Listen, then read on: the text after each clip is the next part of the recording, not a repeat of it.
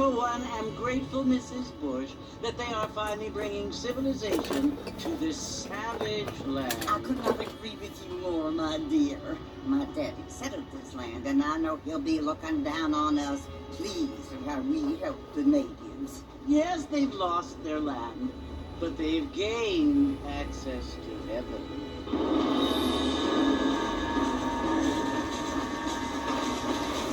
But, Father, do you mean unless an innocent receives communion, they're destined to go to hell? It hardly seems fair. What I mean to say, Jenny, is that there is a great deal of difference between an innocent and a savage. I never thought of it that way. Yes, they lived like animals, but they're happier now.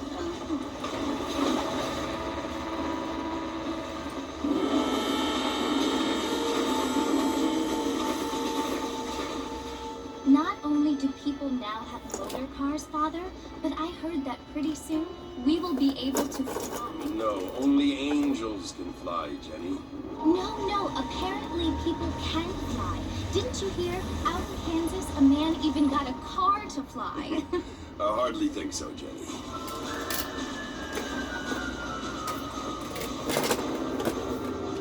Apparently, Mr. Johns wants to run for governor, which is why he's so concerned with cleaning up the state.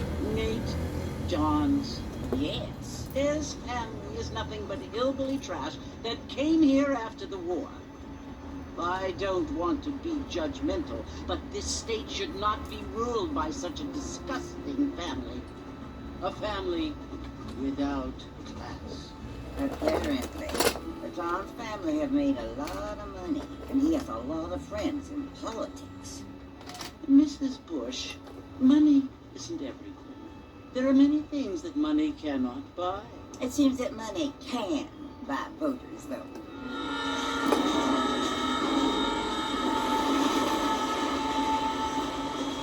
What you must remember, my dear, is that we have been brought here to spread the word. And the word and civilization, they are the same thing. They are the gifts. It is the opportunity we have, the chance to live among people who are decent and who do not kill each other, and who let you worship in peace. It's so confusing, Father. Sometimes I find it impossible to make the distinction between a loving act and a hateful one. I mean, they often seem to be the same thing. Yes, Jenny, it is confusing. But you only have to ask me if you need help. Well, here we are, Mrs. Bush. Armadillo.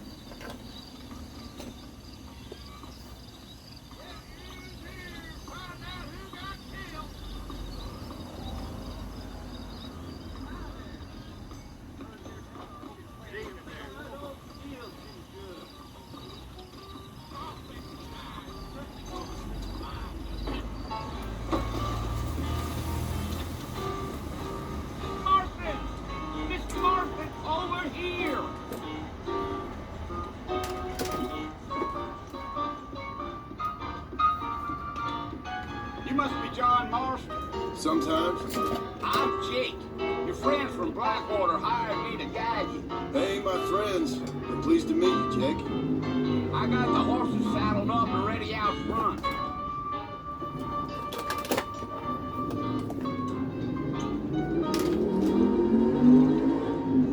Railroad, Well, if that is all, good day to you too. Just go down. You live anywhere.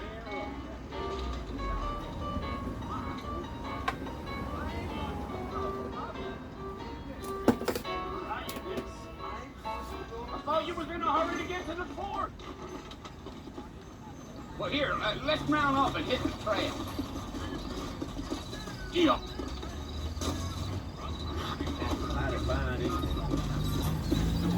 Take it slow on the way out of town. No need to kick up a lot of dust. Whoa now.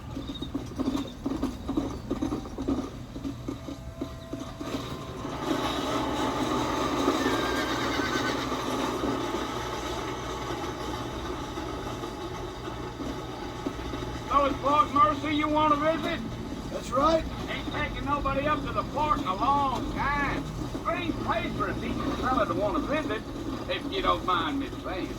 Who said I was a decent fella? It's been abandoned for years now. Folks say it was built during the Mexican War. What kinds of soldiers around back then? Why'd they leave? Well, I ain't entirely sure. I heard they had to go up north to fight Indians, or maybe they got tired of being soldiers and went looking for gold. You know how things is. So what are you doing up at the fort? I'm looking for an old friend. Well, like I said, you ain't gonna find many folk around those parts these days. Those you do find about as sociable as most reading back to you. I mean, I ain't one to judge a man by the company he keeps, but... Well, he ain't been friends for a long time. Let's go. Yeah.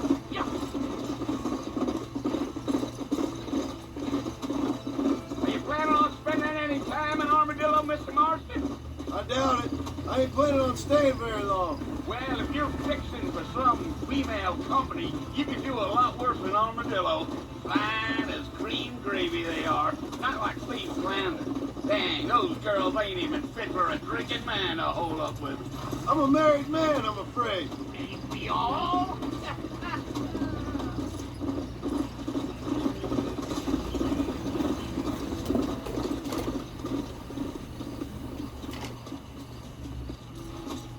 Yeah. Oh, it was the marshal who hired me. Lee Johnson. Do you know him? I think I heard his name. Says he got a telegram from some Blackwater big bugs asking for a guide. I guess it's none of my business. That's right. Gil. Whoa there. You ain't very talkative, are you? Nope. I'm just chewing the dog, mister. It's how I am. I don't mean nothing by it. Trust me. There's things you're better off not knowing.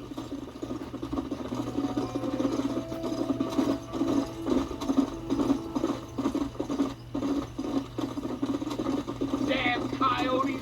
What a waste of good meat. Almost there, Mr. Marston. Just over this hill. Come on.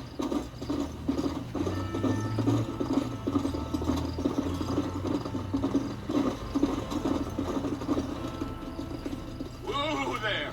Listen, mister. This here's what's left of Fort Mercy. Some gang rode in and took the place over. So I understand.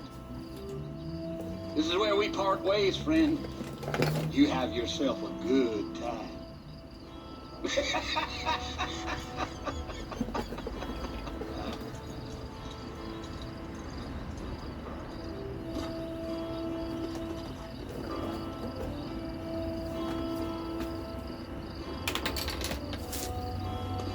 Let's go.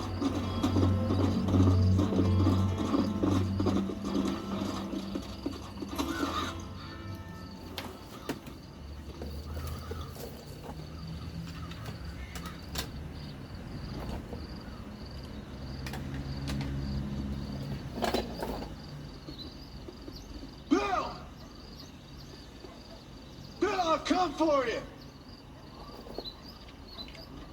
Bill Williamson! Come out here right now! Go away now, John. Don't make me kill you. Nobody needs to kill anyone, Bill. You must think I was born yesterday. You always did think I was an idiot. That ain't fair, Bill. You were as my brother. I've come to try to save you. Oh. Do I look like I need saving? Bill, please. They want to kill us all. I can help you. You never tried to save me before. You only seemed to save yourself. Bill, I implore you think about this. You implore me? You implore me. You always were one for fancy words. Well, things are different now, John. Now I'm in charge. No more Dutch. And no more you. Implored. I implores you to go back and tell them to send someone just a little bit more impressive next time. Well? Oh. Poor Jeff.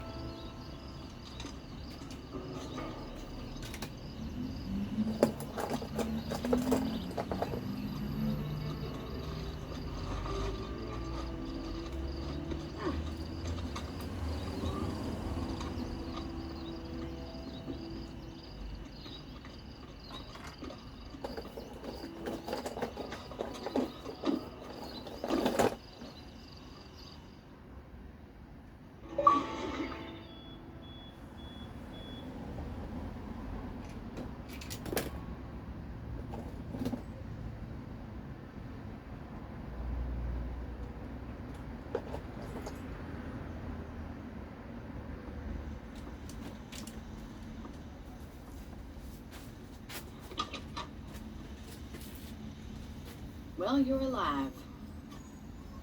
So it would seem. So, how do you feel? I don't know the polite word for it. I do. Stupid is the word we use around here. What were you doing? I was doing something stupid. Well, you'll be okay. Once you didn't die, the doctor said you'd be fine. He got the bullets out a couple days ago. Good. It cost us $15. I'm sorry, madam. Should have left me there to die. Did you want to die? I mean, was that it? Was that why you went straight out to Fort Mercer and picked a fight with the worst bandit in the county? To die, Mr. Marston. John Marston. Bonnie McFarland. Miss Bonnie McFarland. Oh, you may be right, Miss McFarland. I don't know. So what were you doing? Trying to give Mr. Williamson a chance. For old time's sake. You know Bill Williamson? Knew him. Long time ago. Well, what was he like? Dumb. Just like you. Thank you, miss. See my hat? I have. And, what will you do now? Now I'm gonna take my time and go after him the less kind way. Well, that sounds very fun, Mr. Marston. Quite heroic, just like in those penny dreadfuls my brother used to read. Meanwhile, if you'll excuse me, I've got a ranch to run. Of course, if you're feeling better, why not take a ride with me later and help me patrol the perimeter? You can earn back some of that money we wasted on doctor's bills.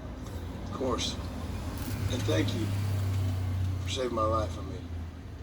Next time, Mr. Marston, I strongly recommend you don't try to lose it quite so earnestly. I'll bear that in mind.